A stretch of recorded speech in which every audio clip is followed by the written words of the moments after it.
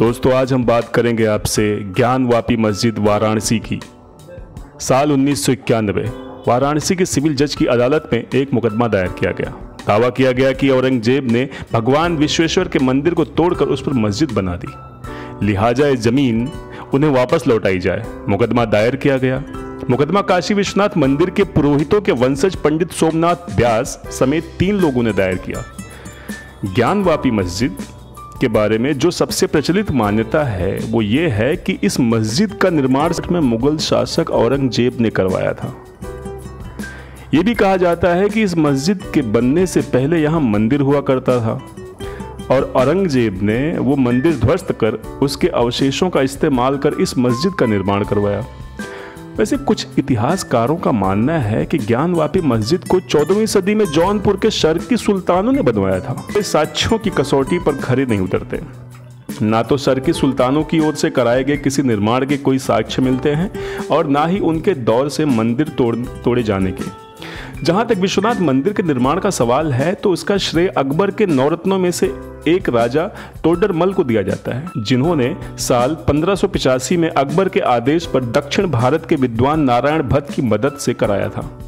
वाराणसी स्थित काशी विद्यापीठ में इतिहास विभाग में प्रोफेसर रह चुके डॉक्टर राजीव द्विवेदी कहते हैं कि विश्वनाथ मंदिर का निर्माण राजा टोडरमल ने करवाया। इसके ऐतिहासिक प्रमाण हैं और टोडरमल ने इस तरह के कई और निर्माण भी कराए हैं। एक बात और, यह काम उन्होंने अकबर के आदेश से कराया। यह बात भी ऐतिहासिक रूप से पुख्ता नहीं है। राजा टोडरमल की हैसियत अकबर के दरबार में ऐसी थी कि इस काम के लिए उन्हें अकबर के आदेश की जरूरत नहीं थी।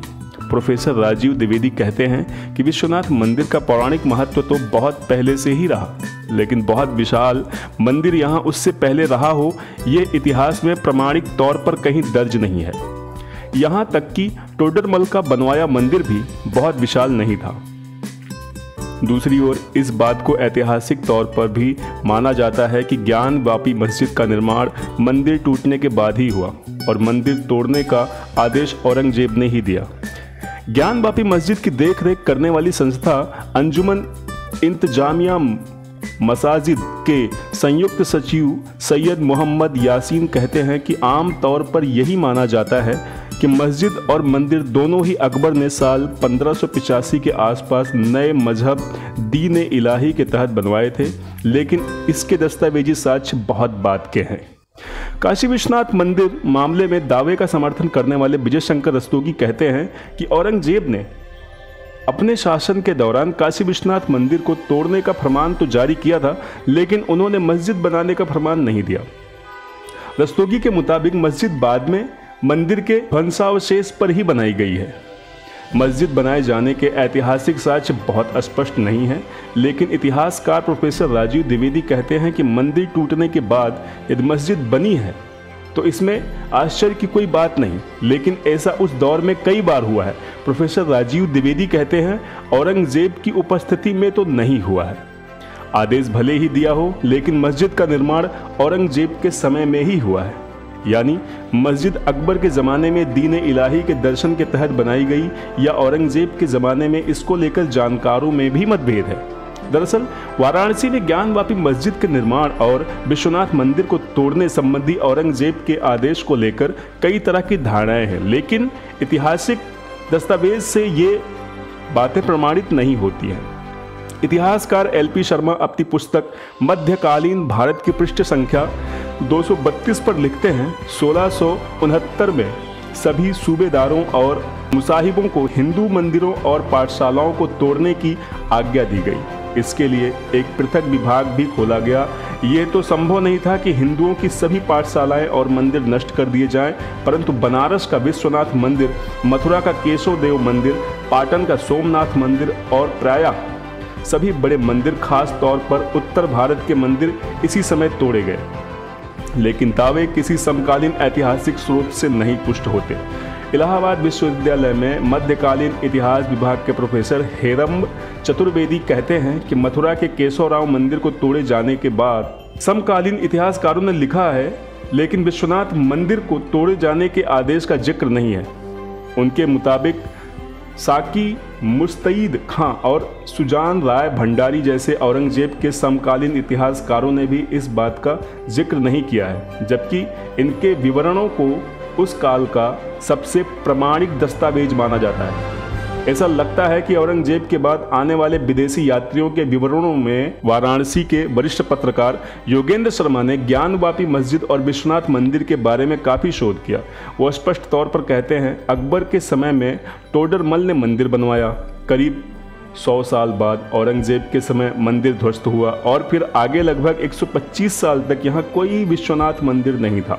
साल 1735 में इंदौर की महारानी देवी अहिल्याबाई ने वर्तमान मंदिर का निर्माण कराया।